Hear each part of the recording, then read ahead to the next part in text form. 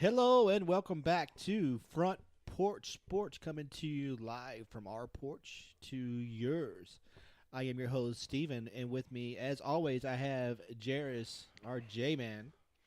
Happy National Championship night.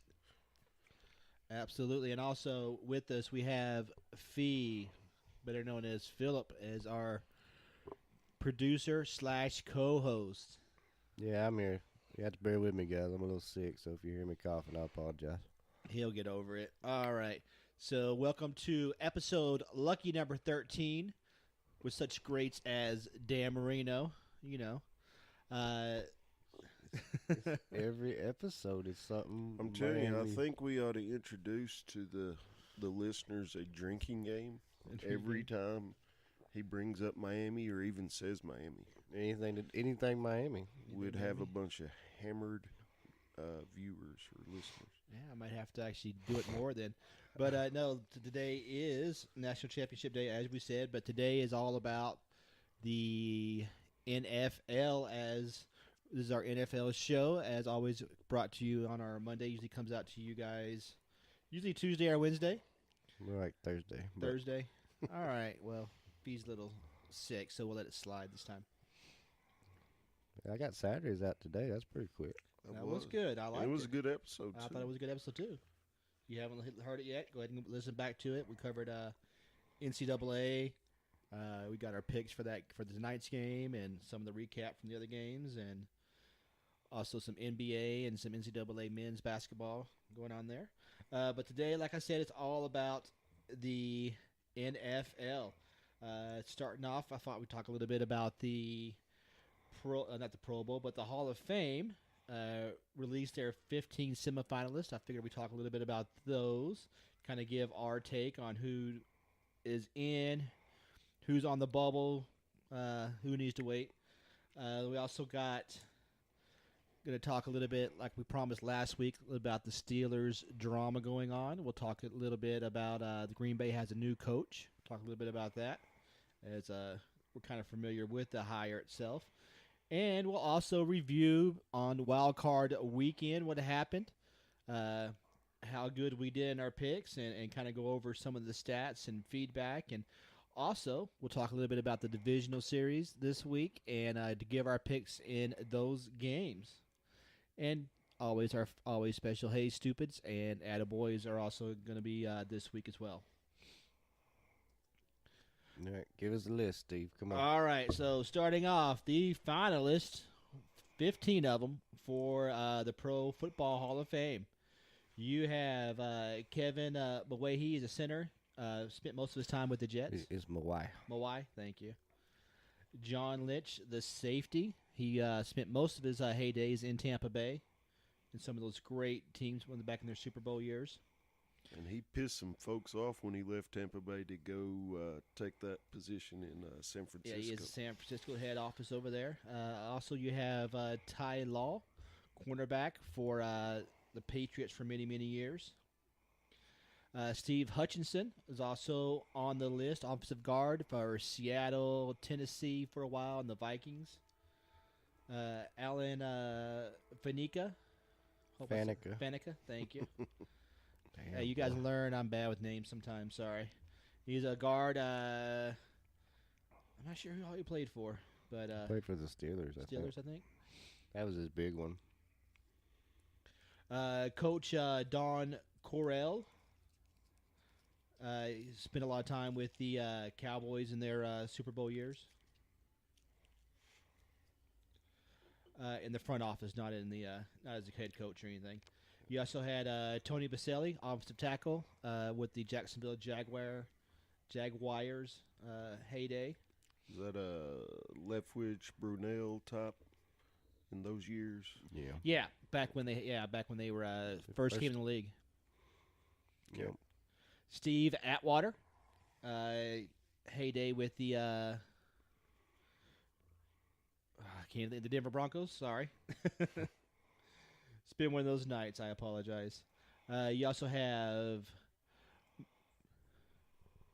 Edrin James from Indianapolis. Where'd he go college in? Some school down south in Florida. Take a shot. Tony Gonzalez, tight end, with the ended up with the Falcons. Ed Reed spent most of his time in Baltimore, also from the U. Champ Bailey spent most of his time in the Redskins, and where's the other one? Denver, wasn't it? He was part of that. Was he part of the Portis trade? No, he was still in Washington with Portis. There was some trade that happened that sent him to Denver, but yes, so that's where he ended up. Closed his career out in Denver. That's where he did most of his damage too, I think. Right. In Denver? Yeah, I think No, so. he played in Washington for. I mean, he's 10 years or something. he was out of his 15 years. He had 13 Pro Bowls or something like that. So not bad. Isaac Bruce with the greatest show on turf back in the Kurt Warner days of St. Louis Rams. Then you had the Edge, Edgerrin James with the Colts, also from somewhere down south. Let's see. Tom Flores was a quarterback for the Raiders early in the AFL, and he also coached with the Raiders. And you had Richard Seymour of the New England Patriots as well, defensive end. You forgot John Lynch, didn't you? No. I said John Lynch. Okay. We talked about him going to San Francisco. Going to San Francisco and people of Tampa Bay Oh, not okay. being happy. So, out of that list, I figure most people time you get 3 people in, I would say. So who's your 3, or who's your top guy, if you're going to pick a top guy? I guess we'll start with there. It's got to be Tony Gonzalez. He's probably the greatest tight end ever. Followed closely by Ed Reed. I mean, yeah, Tony is, he's the leader in receptions and yards for tight end. No, didn't.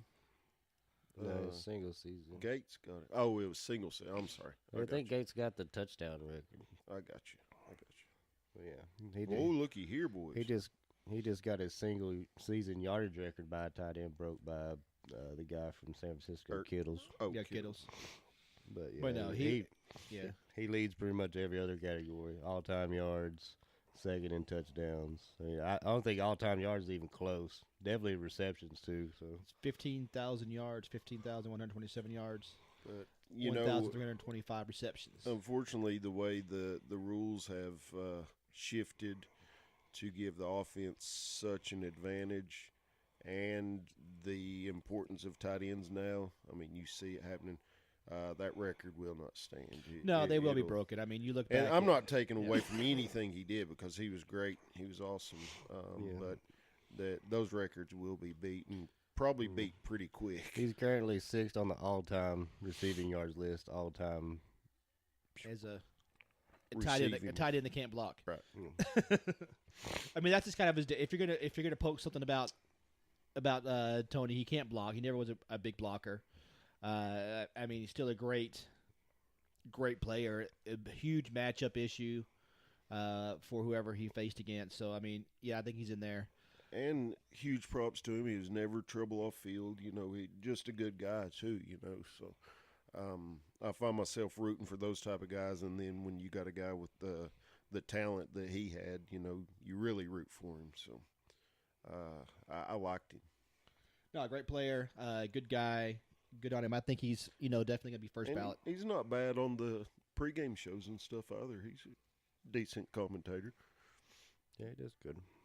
Yeah, but he's my number 1 pick out of that class. And Fee mentioned Ed Reed. Got anything different to say? Or I guess I'd have to go with Gonzalez out of that list as number 1 of that list, but real close. I don't know if I wouldn't put Ty Law and Champ Bailey as my 2A, 2B, even over Ed Reed. And Ed Reed was awesome, don't get me wrong, but Ty Law, huge impact on those Patriots teams.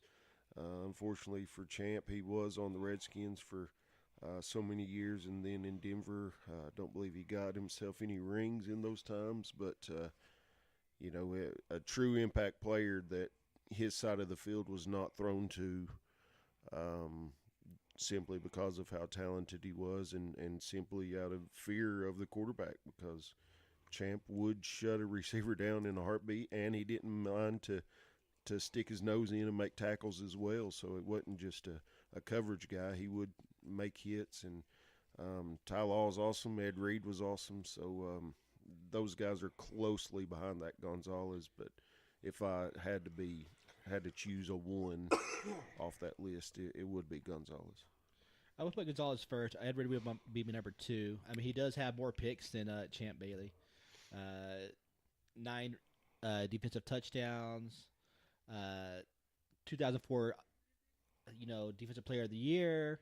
He's got the football rings. He called the whole secondary. He was able to covered like a cornerback, and he also hit like a safety, like with the old time big safeties that's out there. I mean, he's one of those players that you don't really see much anymore. A lot of reasons because they can't play the way they did back in the day when you had to have your head hunting safeties out there. It's kind of like comparing Marino and Montana. I mean, Montana's got the rings, and Marino's got the stats. Right. They both got good stats. Ed Reed's got a little bit better, but he's got more rings, I think. And that defensive player of the year. Both Ed Reed and Champ Bailey would be my number 3 pick. Are both on the All 2000 team. I think Gonzalez is too. So like I said, Champ Bailey had 12 Pro Bowls, 52 picks. Yeah, Ed had 9, but he had 5 first-team All-Pros. The Champ had 3. So right. They're pretty much the same, but it's different positions. Ed Reed played on a nasty Baltimore defense. He played on that with the Ray Lewis and the Suggs still playing and all that stuff. Well, yeah, he did. But I look back, when I try to pick these guys, I look back and see who else was playing at that time, and you didn't have a lot of. You had some shutdown corners, Ty Law. You had Revis out there. But I think Bailey's better in those. It's safety. The only real. You had 1A and 1B, which was, Ed Reed was, maybe 1B and 1A depending on what you wanted done, and then you had Palomalo, and everybody else was kind of second rate after that. Dawkins was pretty nasty too. Dawkins was a little bit earlier. That's the only 3 I know I could put in this year would be Gonzalez, Ed Reed, and Champ Bailey. That's who I think if they're going to get in. I think the ones that I think should be in those 3. I think a lot more are going to get in that list, but right, Bruce. Yeah, Bruce will get in. Bruce, I think Bruce and James are my 4 and 5. There was another one you mentioned that really popped out to me, and I can't remember who it was, but there was another name on there that Seymour, Ty Law, Atwater, Pacelli. Was there another running back? No, another running back. No, another running back. You had a center, a guard, offensive tackle. And, it's so hard as far as the linemen go because, you don't have any real stats to point to, but you get to look at longevity, you get to look at rings, and, the guys doing the picking, they're knowledgeable enough to know what linemen need to get enshrined, so. You had Richard Seymour. He's a defensive end for all those, Patriots teams. Pretty good.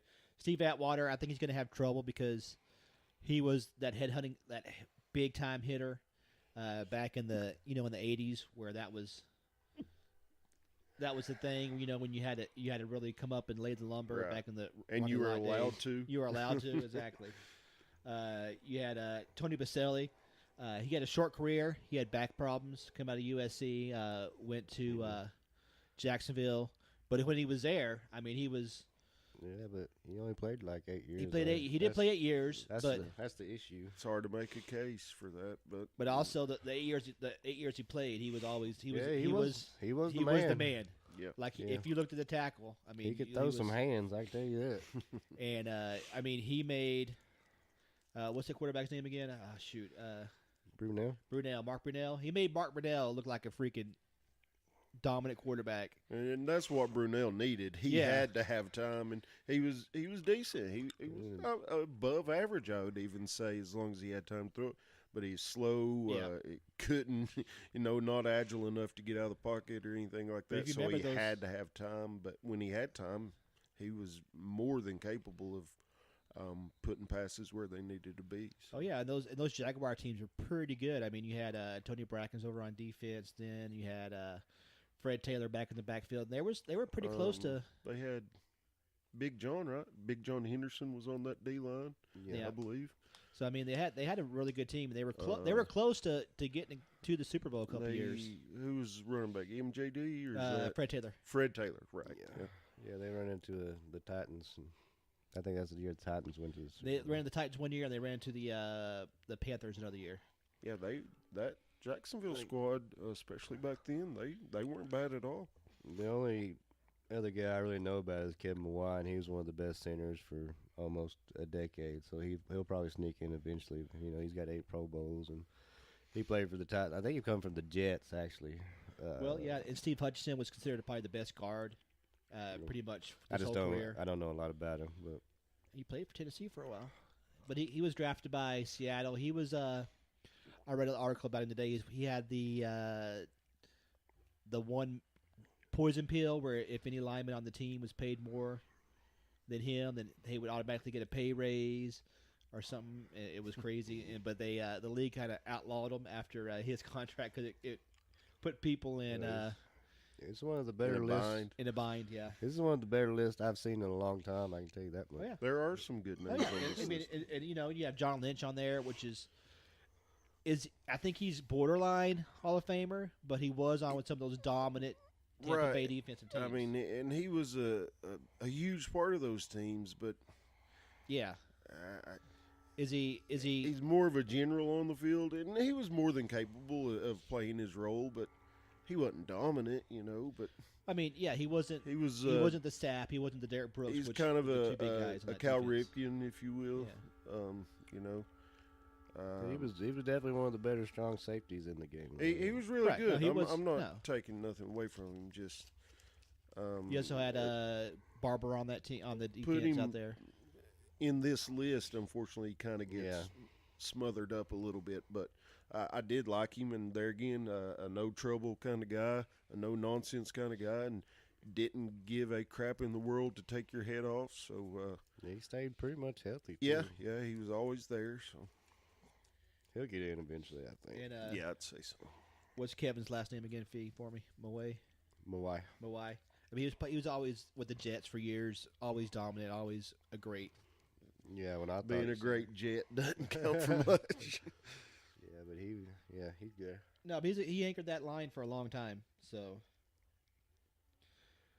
but I guess that kind of wraps up pretty much everybody on the list.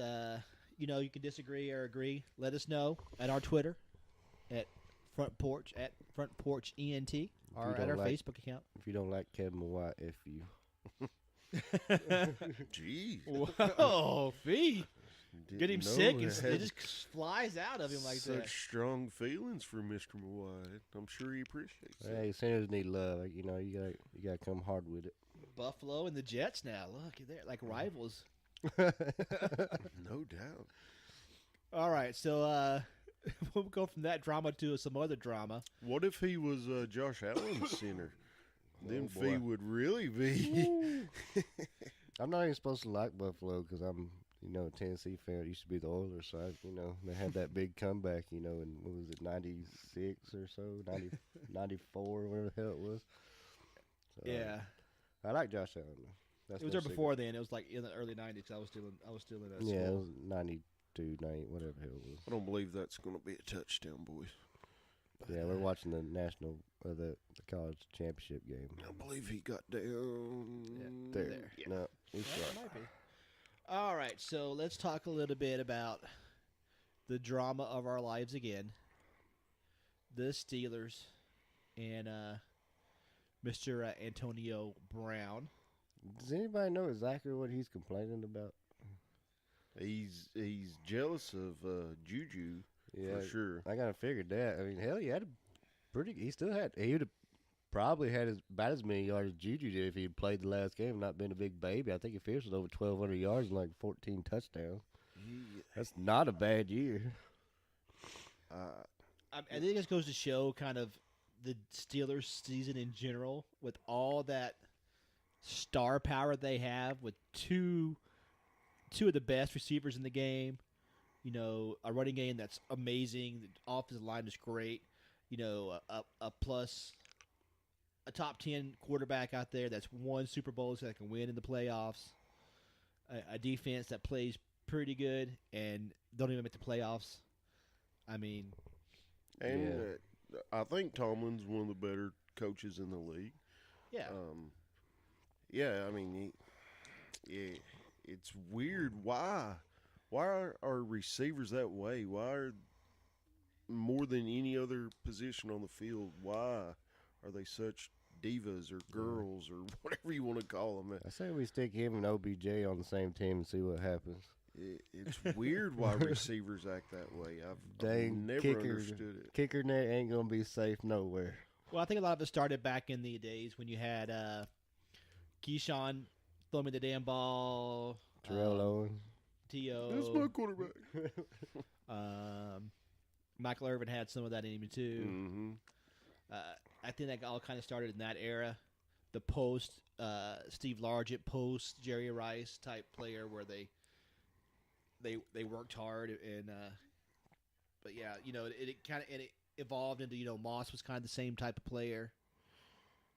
You know, I think it just kind of turned into that where you'll let Moss wasn't a girl about it though. He was just a punk. Yeah, he just didn't care. He wasn't. He didn't try at the time. He didn't come off as such a poon about it as T.O. and Brown and Beckham and all those guys. You know, they pout when they don't get their way. I'm not agreeing with what Moss did or Right. how he handled a lot of it, but his just felt different than some of them feel. But I mean, also at the same time, he did get kicked off of Florida State with Bobby Bowden there. Yeah. So I mean, Bobby Bowden was saying, "Well, we'll just make him run some stadiums and it'll be all right." Yeah. I don't get it. And now I've seen some articles saying they're talking about restructuring Roethlisberger's deal, which may affect Brown and he not even be a Steeler anymore. And Yeah, I mean, for what I read now, I mean, they're going forward with Juju and Roethlisberger and their running back fee. Come on, what's your boy? Connor, thank you. Connor. And going forward with that, and I think that may help their locker room, if nothing else. So I don't know how it can get any worse. he's an awesome talent. I mean, phenomenal. Probably best receiver in the league. Oh. But gosh, it just doesn't make any sense. I mean, at least top three. I mean, at least with Evans. He's put up 11,000 yards in 8 years. I mean, you got Evans, you got Hopkins, Beckham when he's healthy. He's also the a cat of punk. Atlanta. Julio. Him and Julio, they're pretty close. I mean, he gets more touchdowns than Julio, but Julio gets more yards. So I mean, sheesh, 9 years, just 11,000 yards. Just a punk, and it doesn't make any sense. Yeah, but you know, hey, to what it be. Yeah. I don't know. Let him go to Buffalo. I doubt that. I'd say a big name team will come calling if that's the route it takes. Yeah, maybe but Patriots. I could see doing something like that. Yeah, and Belichick would. That's a Belichick move. Yeah, hey, shut your mouth, buddy, if you're gonna. Yeah, you can come here run and with shut us. your mouth. Yep. Yeah. And look what he did with. I mean, when Moss was there that 1 year. I mean, Right. it was gaunty numbers. Yep. So. Oh yeah, and Brown has several years Yeah. left to play. He's not on on the backside of his career at all. So, gosh, I don't know. It just frustrates me. Quit crying. Jesus. Bunch of damn crybabies. Exactly. So moving on from that, it just came out. I just saw it at least. I know what came out. I was working all day, but Green Bay has got a coach, offensive coordinator from the Titans. Go ahead, Fee. Matt LaFleur. Matt LaFleur.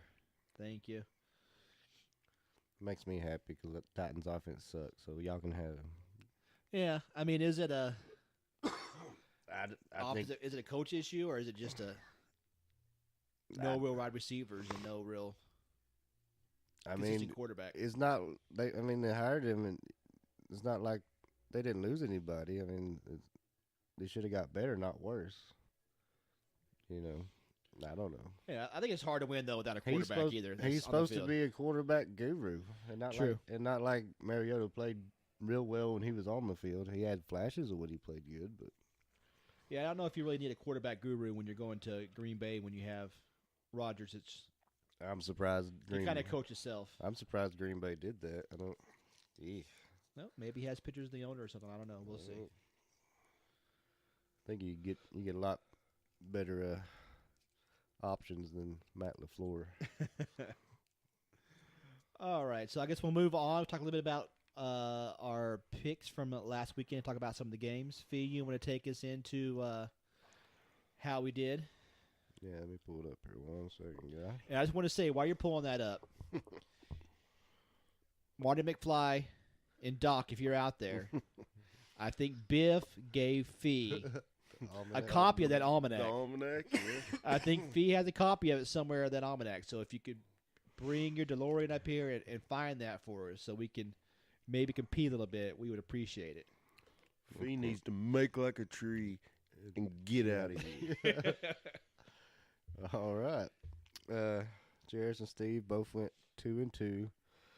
And all right, so let's move on and talk about the games themselves. No, go ahead, Fee. Sorry.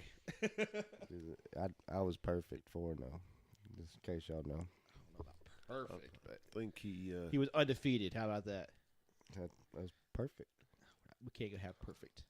I think him and Bobby Hurley got together and made those picks together. They talked to the afterlife and see who was going to. Gotcha.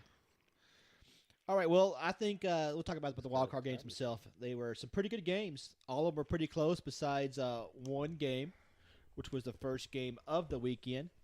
The Indianapolis Colts went into the Houston Texans and put a whooping on them pretty heavy. Yeah, they got up on them early, put the pressure on, and, the Houston defense didn't show up in the first half, showed up in the second half. But they just put them in a hole, and they pinned their ears back on defense and didn't let Houston score. That's basically what I saw. Luck's a man on a mission. I don't know that any of us have ever said that he wasn't awesome or wasn't capable of doing these things. Naturally, he's been hurt the past couple of years and hadn't seen it. Even when he was healthy his first few years, he – of course, was producing, but, man, I'm telling you, these past few weeks, it looks like whatever he wants to do, he does it, and he's doing it well. So, AFC, man, very well could be looking at the team to make a run. He's kind of looking like, when them good quarterbacks make that turn into great, he's turning that corner there. He's looking good, especially the second half of this season, man, and definitely the other day. He's putting balls only his guys can get them. He's putting them there with accuracy and slinging it, getting it there quick, making right decisions. So looking really good.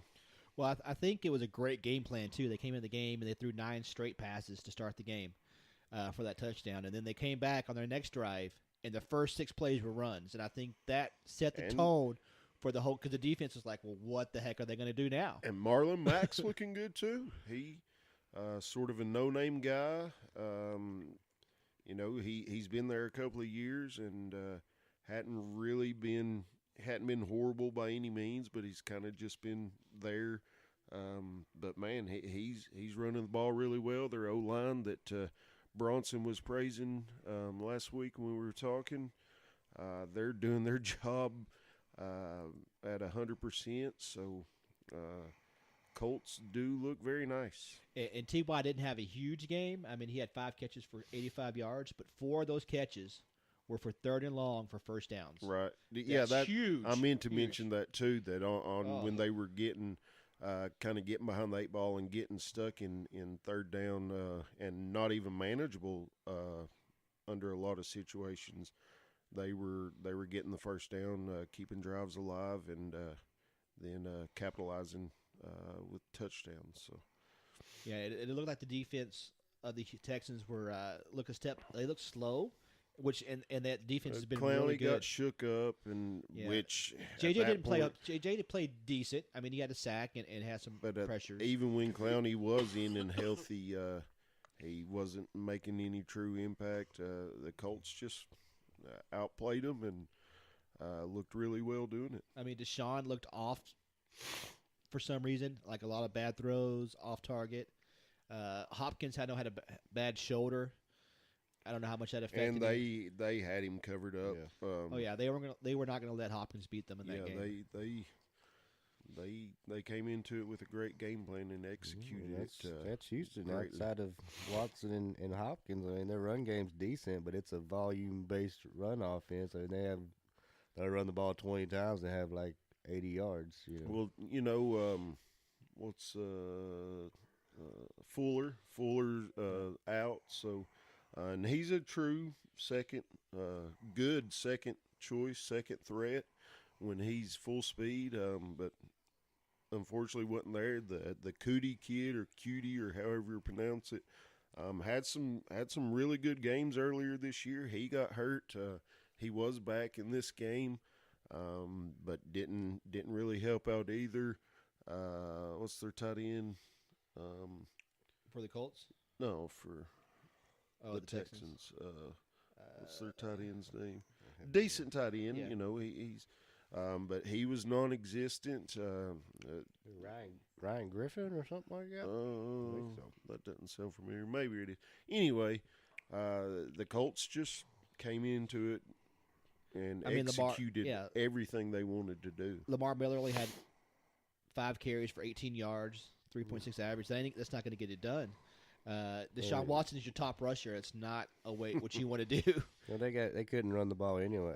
They got down. Would they get down 21-0? Yeah, it was 21. They ain't running the ball. Yeah, but still, in the first half, you should be able to run the ball. I mean, you have to have at least keep them honest, and they weren't able to keep them honest. And when you have a team, especially on a defense, where you can just tee off, it makes it a lot easier if you know it's going to be pass.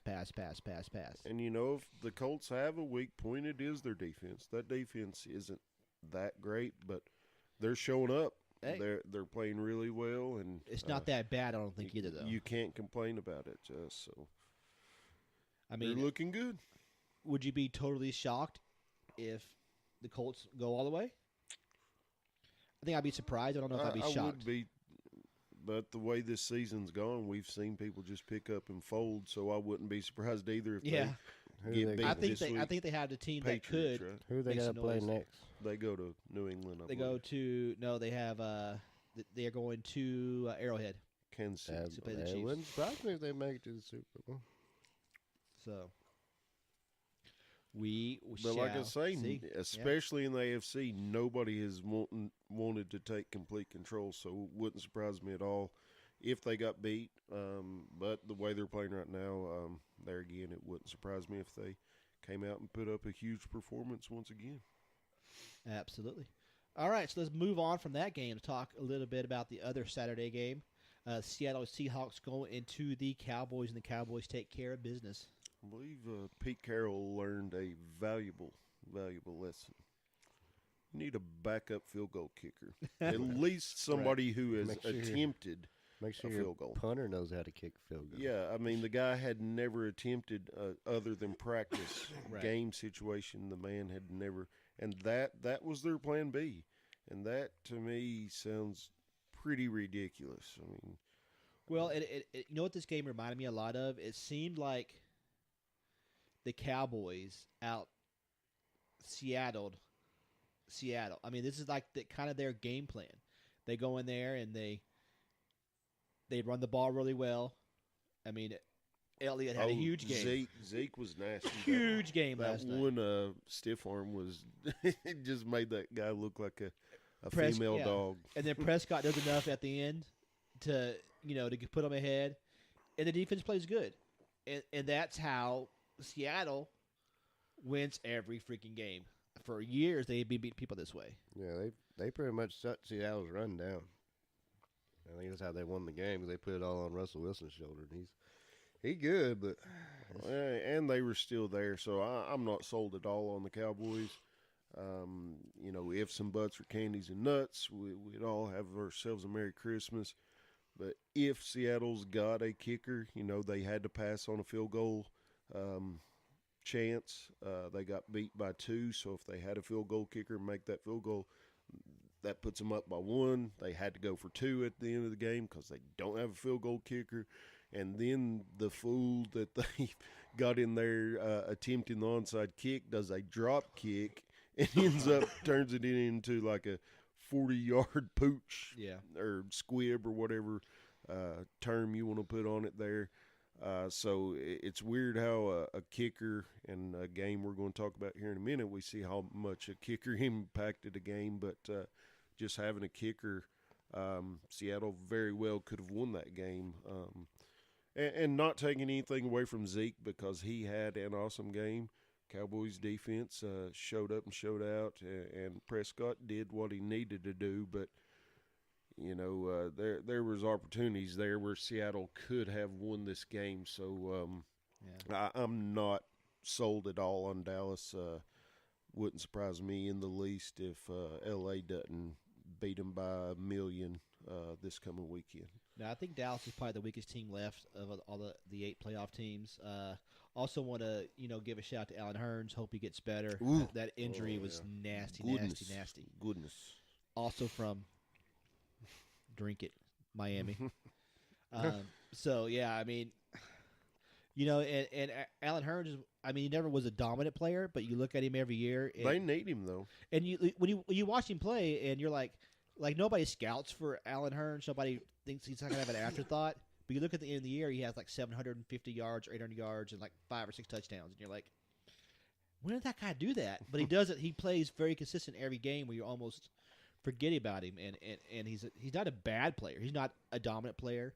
Undrafted free agent. I don't know if he's going to be able to come back because he's getting older, and that money's going to start getting where you're going to have to require more money for the veteran. So it could be tough for him to come back from that, because especially at the end of the playoff year, that injury like that is at least a year. So he's probably not going to play next year, so it's probably going to be the year after. Him playing wide receiver, I'd say that's it. So, yeah, it's a tough one to come back from. So I hope he gets well. He did graduate, so that's a good thing. I do know he graduated, so at least he has that. The G.I. Joes, you take that leg and you turn it that way. Yeah. It was pretty nasty. He's not, so, I doubt he's done. It's going to be a toughie. Yeah, I think it's a tough one, especially as somebody like that's going to require a lot of money to re-sign him again. It's going to be out for 2 years. Especially when you got to run all the time playing wide and block and all that stuff. He's not now. Yeah, he ain't playing quarterback sitting in the pocket. He might be able to get away with it, but nope. Yep. I hope he does. I think the odds are against him, but I hope he's able to make it back. We're gonna give him a job at Miami's front office down there. Hey, nothing wrong with that. Not a bad place to live.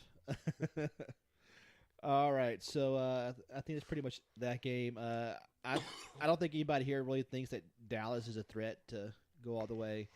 I'd be surprised if they make it another round. I think they're probably the weakest teams. Linebacker play was great for Dallas over the weekend as well, but my boy Vander Esch, not my boy, but he's a good rookie. So he's filled in for old Lee very well. Absolutely. Reminds me a lot of that Tampa 2 where they can just plug and play a middle linebacker in there, and anybody does really well there with a certain type, that speedy guy. But he also did well. He shadowed Russell Wilson most of the game too, and really shut down his run. So that he did a good job there. All right, so let's talk a little bit about the Sunday games. The morning game was the Ravens hosting the Chargers. Yep, too many points for Lamar Jackson to come over. He about to come back, but like I told you, when you make him get in a position where Lamar Jackson has to throw the ball, bad things are going to happen, and that's what happened. I will give him props because he sucked that entire game, but comes back in the fourth quarter and throws 150, 160 yards in the fourth quarter alone. Yeah. Which you have to understand, LA had backed off and was letting the underneath stuff happen, and that will build up your stats. You know, if you're a fantasy guy and you're sitting there in fantasy in garbage time, you're just loving it when your Right. quarterback's stacking up those stats. But he still did it. The bone I have to pick is with Baltimore's fans. I've made it very well known that I don't think Lamar Jackson's going to work. I still stand by that. But, man, they booed this kid when he came back in the third quarter, I believe it was. He came back in. They were wanting Flacco to come in. And, I mean, just humiliated the guy. He had to feel like complete garbage because his fans, that whole stadium. Right. The bad thing is they wouldn't even be there if it wasn't for Lamar Jackson. I mean, that whole stadium's kicking the man right in his junk.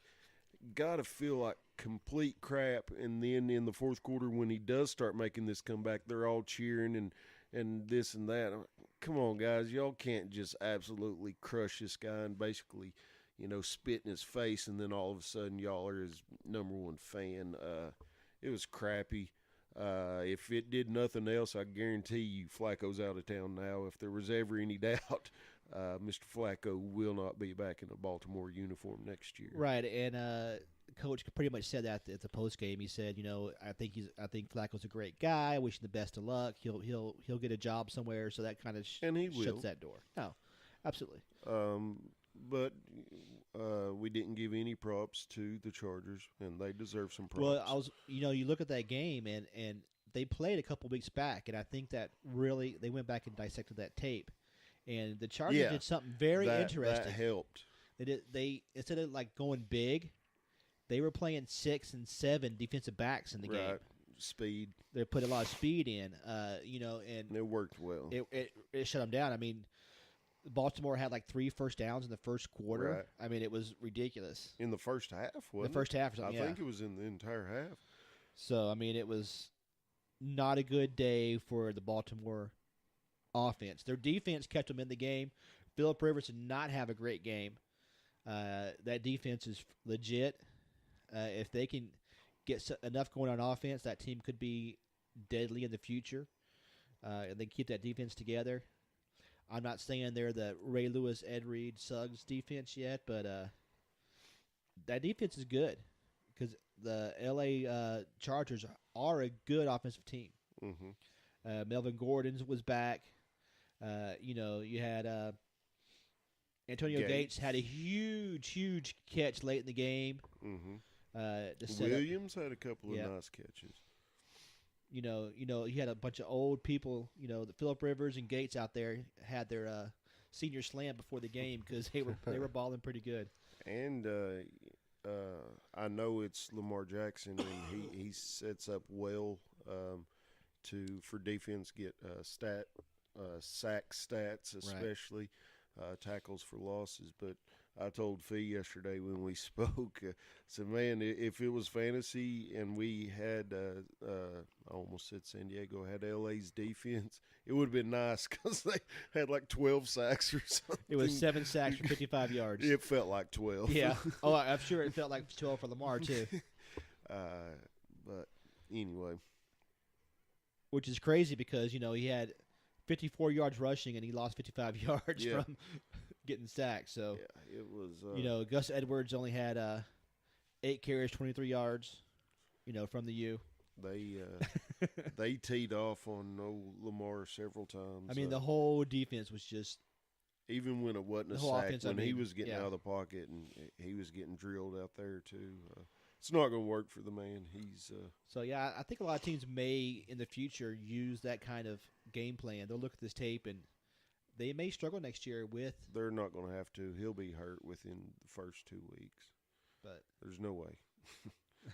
Well, at least starting out, they'll use that game plan. So. Very well.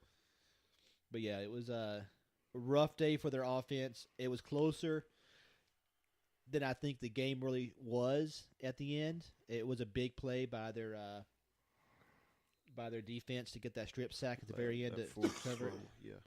But it was it was a game. I think the Chargers dominated most of the game, but the Ravens made it interesting near the end. And it may be just the wake-up call that they need to understand, hey, we need to finish these games and not give teams, just that little bit of hope to hang on to make a comeback. But there again, I'm telling you, this AFC's weird. I don't know who's wanting to take hold of it. As of right now, I would have to say Indy is in the driver's seat, but at the same time, we've not seen the Pats or Kansas City play yet. So, right, in the playoffs yet. So, we'll see. We'll see how it goes. The final game of the weekend went to Philadelphia Eagles, goes into Chicago and stuns them with a 16-15 victory. Bet that Parky kid's still got his head buried under the covers.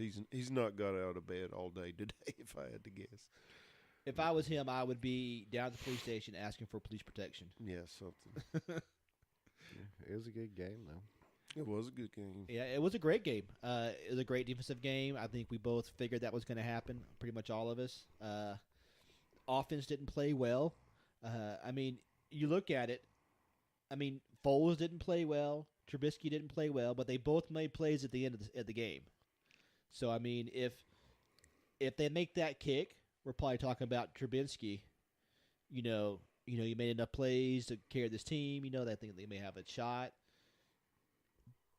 But now you're looking at they missed it. Now everybody's talking about Nick Foles. Is Nick Foles going to be the new quarterback? Is he going to be the man? Is it as Wentz comes back? Is he going to be able to start? Will the fans allow Wentz to come back and start? There are some certain social media sites out there that have gave Mr. Foles a nickname that is absolutely hilarious. I'm not going to get as graphic as it, but it is Big. Yeah, squirrels like to eat it. Oh, yeah, okay. No, Big. It rhymes with Big, Nick. It rhymes with Nick. And it's pretty. And it's true. Yeah. Because in big games, obviously, what he did last year, what he's done so far at the end of the season, and then yesterday. It's very suiting, the nickname is. But I think if Parker makes that kick, I think Wentz is the quarterback starting next year. Maybe. We'll never know. I think Wentz still got a job unless Foles goes to the Super Bowl. Foles takes him to the Super Bowl. Then somebody's got to go. You better trade somebody away and start getting some picks for one of these guys. Better get some O-line in there to protect no matter who's in there. Golden State had a huge catch. Fourth down catch. Very huge. Ertz, man, I knew the guy was big, and I knew he had a set of wheels, but a couple of those catches he made, the yards after catch, he moves really well. And it looked like he was playing basketball, too, going up for rebounds. Oh, yeah, and they kept calling it playing above the rim. They kept referring to it that way. Very impressive. And he's an impressive tight end. It's not like I just realized it yesterday, but he can move pretty good. Jeffrey was back in Chicago and was hamming it up because he was getting booed every time he made a reception. Had a decent game, not one for the ages by any means, but did more than his part. I was really hoping Sproles would get going a little more. He's already said that this is his curtain call. This is his final year, and I've always liked Darren Sproles. Didn't have the biggest game, but he did make a couple of plays here and there that kept some drives alive. So Philly did just enough, and unfortunately for Mr. Parkey, Philly takes the victory. Yeah, Sproles has always been a matchup problem for whoever's. He's one of those guys that you can't really cover with a linebacker. You can't put his corner on him because he's a back, so it kind of makes it tough. But yeah, it was. Poor kid. This Parkey kid. He was a Pro Bowler, and now he's in Chicago and he missed 10 kicks, 5 off the upright. He makes the kick before he gets iced. But barely. Yeah. It barely had the distance. But it made it. And then he comes back and hits both upright. He's at 5 goalposts this year. Couldn't do it if you tried. I don't think you could. Yeah, I don't think if you couldn't pay that man $1 million to do it. I bet you could pay Nick Foles $1.5 million to do it. Well, also funny thing is, people of Chicago are already started to GoFundMe for his contract buyout of $9 million, and I mean, it's, he's guaranteed. Oh, Uh, boy. Yeah. Even when they cut him, he's guaranteed. so it's nasty. I mean, I wonder if you remember the guy with the Cubs that reached over and grabbed that. Oh yeah, That foul ball. the fan. I wonder if he's been kind of reprieved now, and if Parkey's the new They may be sharing an apartment somewhere together. witness right now. protection somewhere together. And Wow. the boos when he comes out the stadium, and it just and the kick itself when he hit the upright, just the silence that place was Oh like yeah, it went dead. it just went, quiet. and the coach just looking at it, and I listened to the Bears announcers, and they just stopped. Yeah. And like he missed it, and there's like Um, I don't even know what to say. He hit the upright. It was like Again. you're like, holy cow. Uh, You know. Especially in that final drive, but I noticed it several times throughout the game. The Eagles wouldn't get away from that draw play, and it was doing nothing. And it was the Hicks guy. It wasn't even Mack that was shutting it down. The Right. Hicks guy. I didn't understand it. Me and my buddy Flood, he's a huge Eagles guy, so we were texting back and forth throughout the entire game. I said, man, why are y'all running that draw? It is not working. Either run a set run play or pass it. This draw play is absolute garbage. It never worked. They kept losing yardage on it or maybe getting a yard off of it. It didn't make any sense to me. Smallwood had a horrible game. Like I said, Sproles didn't have a great game either. So the Eagles' run game wasn't much at all, and they kept going back to that draw play. And you got to keep them honest by running it, but run a set run. Stop with the draw. It was Peterson, their coach. It made no sense to me why they kept going to the draw. But no, I mean it was both defensive. I mean the Eagles' defense have been playing better, They should, and they were playing against Trubisky. and they're playing well. I mean, but they played better the last 5 or 6 weeks. And the Bears' defense has been, I think, by far the best in the league this year. Absolutely. Khalil Mack didn't have any sacks, but he was a big time presence in that run game. That draws. He seemed to always be in his face.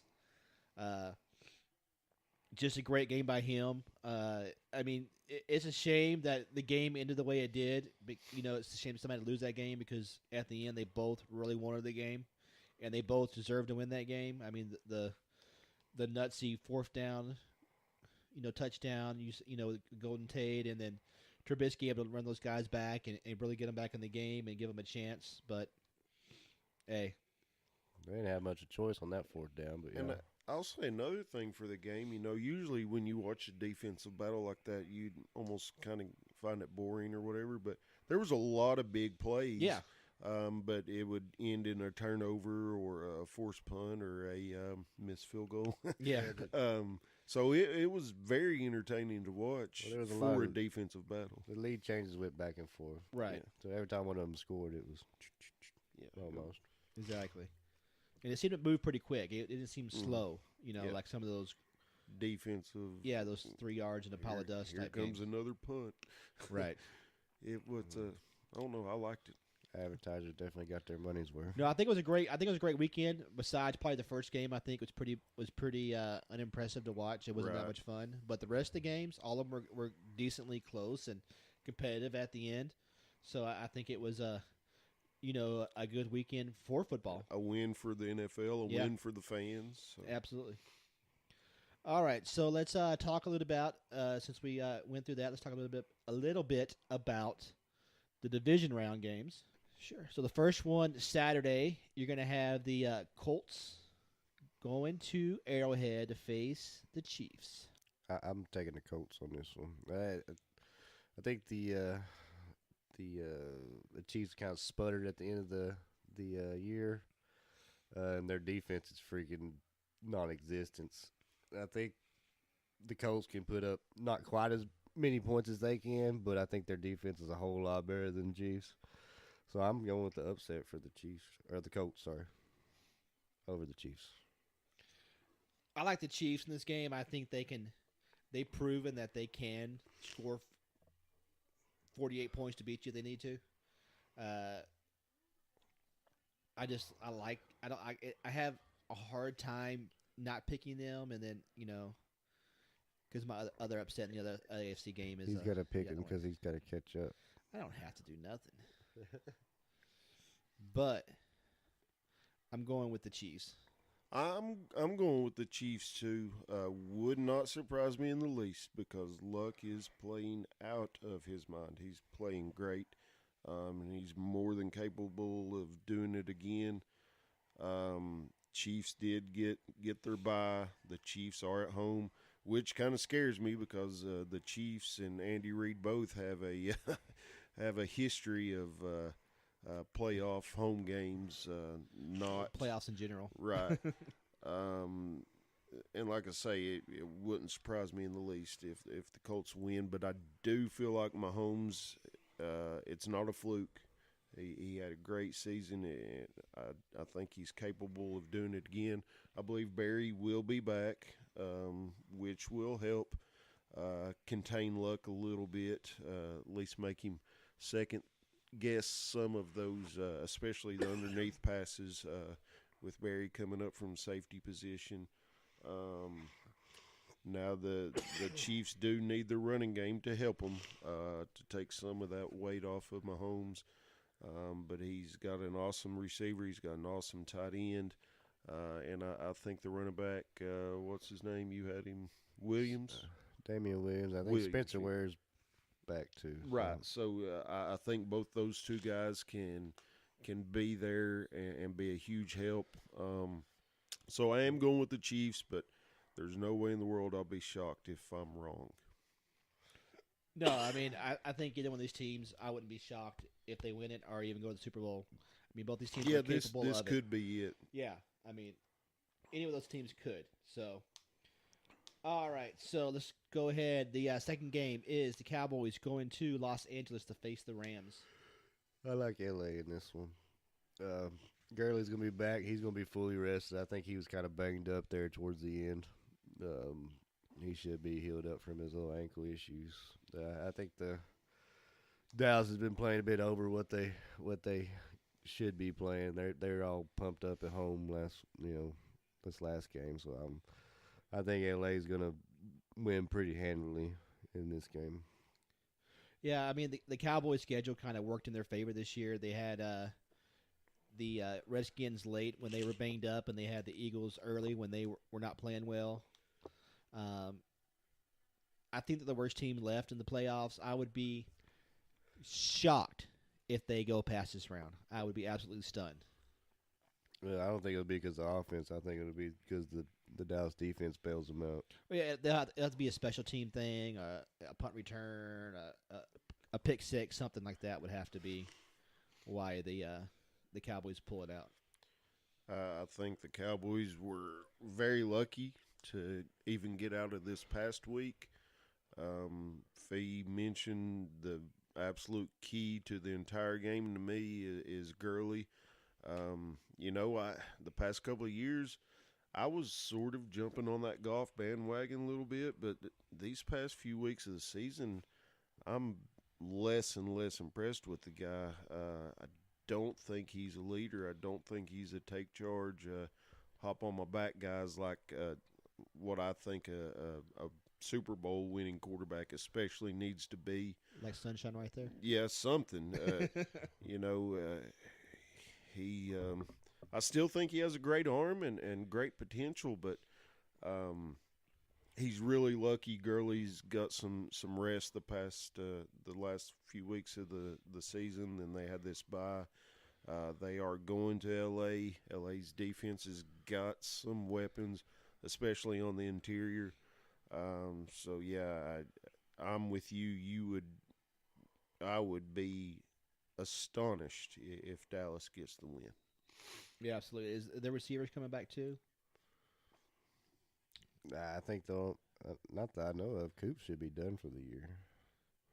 Cup. Yeah, Cup.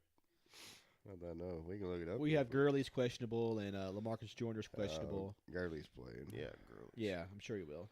Alan Hearns is obviously out. Beasley's questionable. David Irvin. What a puss. Hearns ain't going to play this week. Tape that. Put some tape on that. Yeah, rub some dirt on it. Get in the game, guy. Yeah. No, seriously. I'm with you, man. I'd really, really be amazed if Dallas pulls the win. Yep. All right. So I guess we all took the Rams that time, right? Yep. So going into the Sunday games, Los Angeles. I still I have trouble saying that sometimes. Los Angeles Chargers going up to Foxborough to face the New England Patriots, who are undefeated at home this year. Probably be the best game of the weekend. Yeah, but I don't feel like this is the New England team that we've seen the last couple. I think they've kind of taken a step back, and they really don't have any wide receiver help outside of Edelman. Gronk's not played like he usually does. Their second best receiver is Jairus' favorite receiver, Chris Hogan. I'll punch that dude in the nose, buddy. They can run the ball when they do want to run the ball. I don't know if they do it against the Chargers. And I think the Chargers are battle tested a little bit more. And they got Phillip Rivers, so I think I'm going Chargers. Well, I'm going to say I am going to cheer like the Dickens for the Chargers. I really am. Like Charles Dickens. The Dickens. I like Phillip Rivers a lot. I hope this is his year. I would love to see him and what's his face in the Super Bowl from the Saints? Breeze. Yeah, Drew Brees. Yeah, Phillips and Breeze. I think that'd be a great old classic quarterback matchup that you used to have back in the day. I do think that New England, being there at home and they're undefeated at home, will take this game. It's just too much to overcome. I agree, Fee. You made a great point. I feel the exact same way. New England looks like Father Time's shaking hands with Brady. But, man, it's been said before. I don't think he's done. I do think he's lost a step and maybe even a little bit of arm strength. Belichick is still a beast. And as I said, I do believe this is going to be the game of the weekend. I think You're going to weather with the LA team. Yeah, and I don't know. We're on this warm streak right now, but it's probably going to be cold up there. And against my better judgment, I feel like New England's going to win, but against my better judgment, I'm going to go with Rivers. I think they learned a lesson this week, like I said, that they're going to need to get up and stay up and keep their foot on the pedal. And like I say, against my better judgment, I'm going against New England. The Chargers can play with the big boys, too. They beat the Chiefs. Oh, I agree. That was a big game for both of them. That was for I mean, you had the best home record against the best road team in the league. So I just think it's just too much to overcome in the cold weather, Foxborough. In Foxborough, I agree. That's tough. It's tough. I'm not comfortable with my choice, but because I guarantee you, even if it's gonna be warmer, a warm day in Foxborough, it's gonna be a whole lot colder than it is in Los Angeles. Promise you. And I very well may be going with my heart over my head, just hoping New England gets beat. Oh, but I'm cheering for Phillip Rivers and then in LA like crazy. I but am going to go with the Chargers. All right, so final game of the weekend, the 4:40 game. The defending Super Bowl champion Eagles going to who dat? New Orleans Saints. I'm taking the Saints. I ain't going to explain it. I'm just going to do it. They're just a better version of the Eagles. I know Steve didn't get to watch it. He was at work. Did you watch any of PTI before I got over here? No. Will Bond, who is a Bears guy, he's a Chicago guy, he called Eagles beating the Bears. He calls the Eagles beating the Saints, and he calls the Eagles winning the Super Bowl, going back to back, which is a tall Talk order. about big Tall Nicks. order right there. Yes. Big blank Nick. Big Nick. I love Wilbon. I love PTI, but I gotta disagree with him. Saints are way too impressive on offense. Way too many weapons. Fee said it 2 or 3 times on this show that their defense is playing out of its mind above what it should be playing, and I think that trend continues. And I'll call New Orleans huge. I mean, how could you root against a Breeze, Phillips, Rivers type quarterback? Where's the Super Bowl at this year? Atlanta. I mean, They're playing in the dome. yeah. Sheesh. So I mean, they And that fan base down there is going to get up at 6 a.m. Sunday and be right by the time 4:40 rolls. so it's going to be a around. home game for the Saints in the Super Bowl because nobody from Los Angeles going out there. But I the believe Eagles think they had a hard time running the ball last week. Sheesh. I believe Saints are going to win comfortably. All right, so that kind of wraps up our pick'em.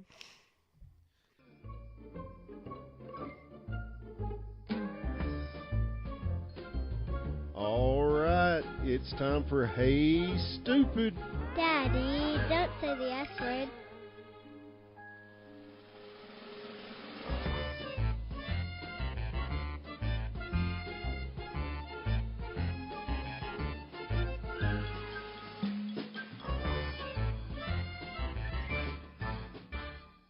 That's right, Charlie. Thank you for that great introduction. It is now time for our favorite segment, Hey Stupid. Hey Stupid. All right, who'd like to go first today on Hey Stupid? I can go first. Go ahead. I got to be really careful what I say because I don't want to offend a bunch of people. I want to talk about the complaints about, I believe it was Louis Riddick on ESPN complaining about the black coaching diversity in the NFL. I'm just tired of hearing about it. I mean, NFL owners nowadays, the only color they care about is what color, guys. Anybody know? Green. Exactly. If you win football games, you'll have a job. Does anybody think if Tony Dungy wanted to come back to coach, he wouldn't get a job pretty much anywhere he wanted almost?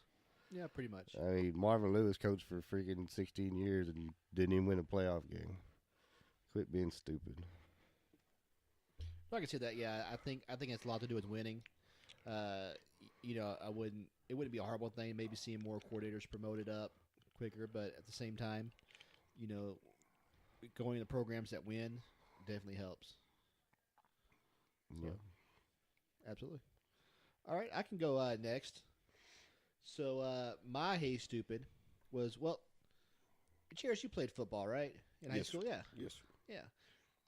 When the ball's on the ground, what did coach tell you to do, regardless? Buddy, whistle, no whistle, loose ball, you're on that dude. You jump on that sucker, Offensive, defensive side of the ball, don't matter where you're at. Ball's on the ground, you own it. You learn that in Pee Wee. Well, a play doesn't get a lot of press, I guess you could say, because of a certain field goal at the end of a game. The Bears. It was confusing though. This play you're This talking was a about. little bit confusing, yes, but the Bears Eagles had a play right before the half that was, if it wasn't for the missed field goal, probably would have been talked about all weekend as well. So right before the half, Trubisky hits Anthony Miller on a deep post route at about the 3-yard line or so, 5-yard line, give or take, inside the 10 at least. Catches the ball, takes about 3 steps, ball gets stripped out. Refs call it incomplete. The ball is lying there. All the Eagles are jumping around, saying incomplete pass. Anthony Miller's mad at himself for not catching the ball, supposedly. Well, they go back to review, and he took 3 steps. Technically, at the new rule, that's a catch. The problem was nobody went and picked up the ball. I was saying, and I was watching over here with Phillip, And I said, go get the ball. Go pick up the ball, hand it to the ref. That's a catch. Go pick up the ball, hand it to the ref.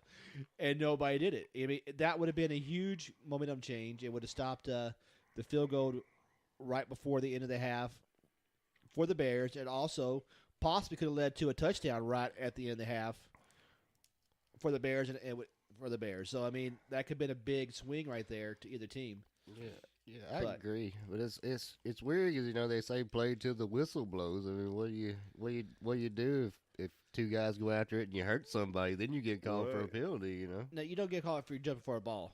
Yeah, but they called the play dead, and it's really but dead. If the ball's on the ground, you always go on it. I don't care. And another thing was, if the refs were that aware of it, why did the ref go pick it up? Why I didn't understand why the ball got moved back. Is that well, being that there was no clear recovery, nobody had possession. You had the call on the field had to stand. Yeah, yeah, it was strange That's all the way right around. rule. But I think both teams should have been scrapping over it. That Yeah. Philly or Chicago. You jump that ball regardless. Somebody, but yeah, it was very, very strange. I think maybe I'd change the rule of closest player to the ball. Which, I mean, that plays so freak. Heck, it may happen this week, but it was just a weird turn of events. No, I guarantee you that if it's a Patriots team, I guarantee you they have 2 or 3 people picking that ball up. Right. The Patriots don't do stupid stuff like that. They're going to pick that ball up regardless. Right. I know that lineman from Dallas in the 90s is going to try to pick that ball up. Leon He's coming off the sideline. The Leon Lett deal. Yeah. He'd probably kick it out the back of the end zone.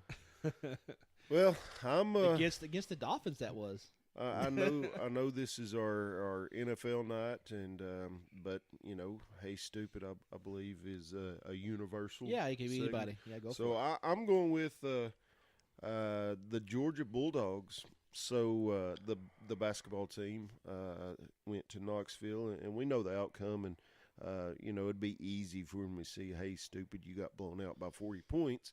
But my hey, stupid is one of my coworkers has season tickets to the Vols basketball, and apparently, and I wouldn't be surprised at all if this is not a thing at other not only college but NBA stadiums as well.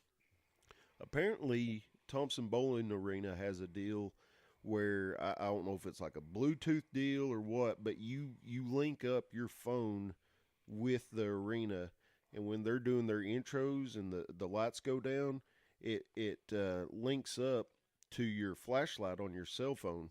So as the music's beating and whatever, it's linked to the cell phone. So I'm sure it is very cool looking inside the stadium when this is happening, and they got fog going, and everybody's phones are hooked up and in sync with the music, and I'm sure it's really cool looking. Well, he told me today, they went Saturday, he said that the Georgia players were looking around in just amazement, kind of like the gladiator stepped in the crappy gladiator just stepped into the arena and knew what was about to happen, and their knees are shaking. He said the guys were looking around just awestruck, like they were all a bunch of 3-year-old kids out there. And he said from that very point he knew Georgia was in trouble because they couldn't even grasp the intro that was going on. So my hey stupid is, come on, guys, don't sit there awestruck with your mouths dragging the ground because of a bunch of flashing lights, which I'm sure was cool. But,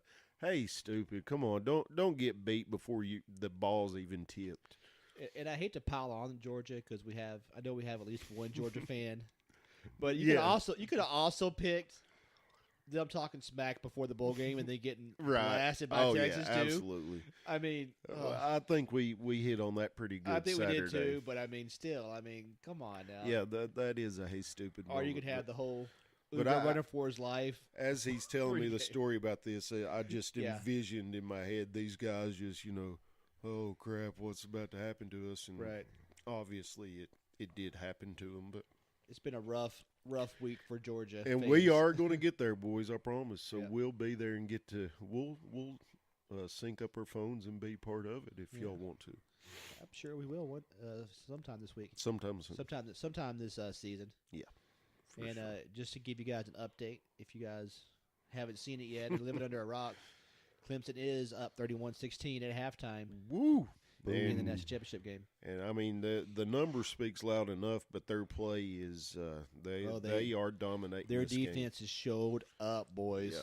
I Yeah. told you that Clemson defense But now is probably. Saban has been known to make Don't be halftime shrugging your adjustments. shoulders at me, Fee. I picked them well before the playoffs even started. You guys were all over Bama. I don't think anybody needs to shrug because this game is not over. I hope it Exactly. continues this way. I hope the second half mimics the first, and there we are. But I pick week to week. I am not comfortable with this yet. So. Oh, That's no. how- That's how the almanac works. You got to do it week to week. Well, if you remember the last time these two played, when Clemson beat them, Alabama was way up on Clemson. It was kind of right? the opposite of this. So, you know. And Saban makes great halftime adjustments. So we'll see. Yeah. I hope it continues in this. You think Hurts comes trend. out at halftime? Yeah, maybe. I'm No, thinking- I doubt it. I bet he does. I think another pick. I think he does. Yeah, one more Oh. bad. I'm telling you what, if Hurts comes out at halftime, I'm putting all kinds of money on games this weekend. Oh, Lordy mercy. Hey, look! Imagine Dragons and Lil Wayne's gonna. Fee's going to be eating ramen on noodles the rest of the halftime. week. It'll be interesting. All right, so let's take a look at As always, since we kind of hammered everybody down. negative to positive. Go with a little positive with some attaboys. All right. Yeah. I go first. Mine's quick and Go ahead. Go easy. ahead. Saw. I mean, what? I didn't research it to see who else had maybe done something like this. DeAndre Hopkins, 115 receptions this year, regular season. Don't know exactly what his stats were in this playoff game. 115 catches, zero drops. Buddy, that's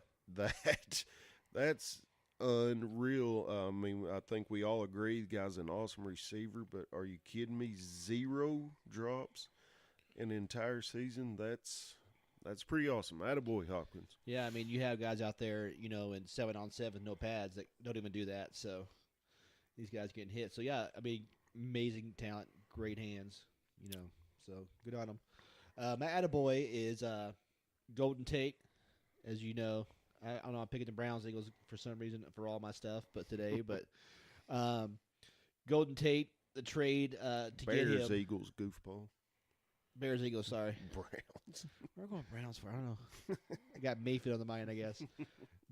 Bears, Eagles, with the Golden Tate trade was supposed to make the Eagles great. Was kind of didn't really happen that way. He had like 280 yards or something like that, and a couple touchdowns since the trade, like 6 weeks ago. Not great numbers, but when it mattered.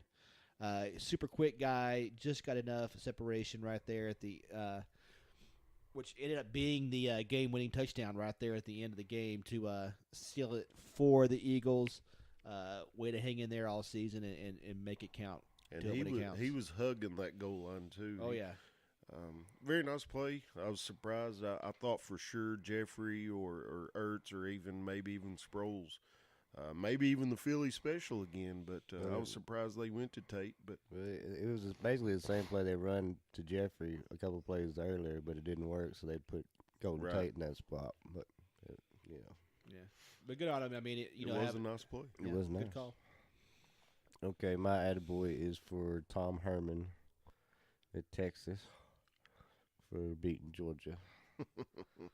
and having a good Georgia is getting walloped Man. over here, and boys. bringing Bronson, we still love you, brother. We and do. having a pretty good Texas season. I think they definitely overachieved quite a bit this year. I think Texas is on the right projection. I think they could be a definitely team that could be make some noise.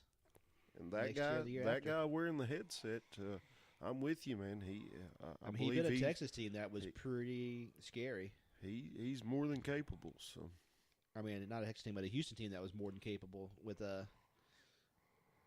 getting scraps. Really, when you look at it, people are going to Texas A&M, then Texas, then Oklahoma, even over Houston, TCU, Texas Tech. Yeah. I mean, you're probably getting like the sixth choice in that state. I think Herman's a good coach, and I definitely think Texas is trending in the right direction. So I agree with you there, Fee. Yeah, I would like say A&M, they got a little bit of money there too in Texas. Yeah. So. I would say Florida's sure. coach, but F Florida too. Yeah. I do like Mullins, though. I hate that he's at Florida because I like Dan Mullen. But, F Florida. Yeah, I can never cheer for Florida. Poop on. Oh, I'm not at all cheering for him. But like I say, before he got there, I did like him and definitely appreciated and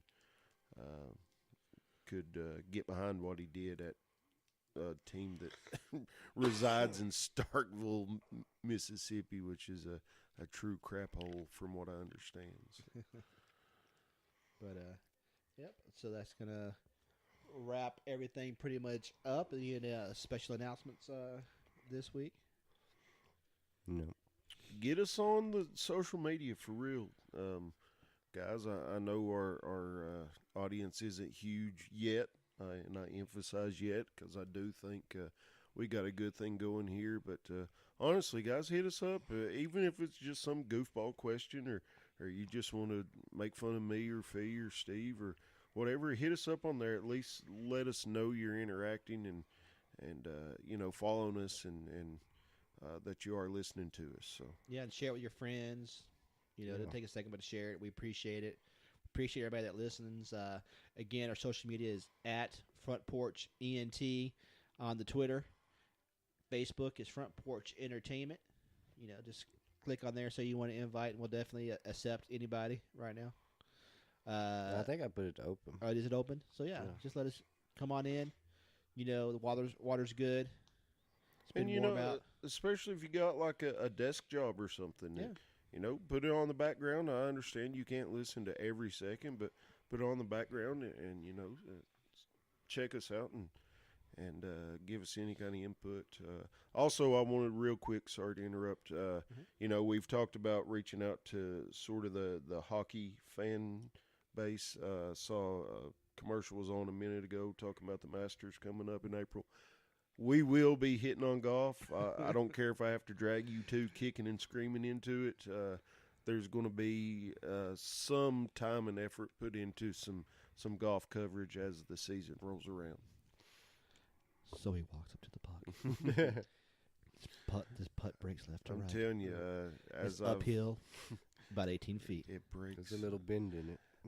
It's a little bendy. I'm telling you, and as I got older and blew my ankle out and had to retire from the basketball court, and obviously, football's not something you can pick up and play. I've truly learned to love the game of golf, and so I would enjoy putting a little time and effort into some golf coverage. No, we can definitely see what we can do to. Can't say we'll be super knowledgeable.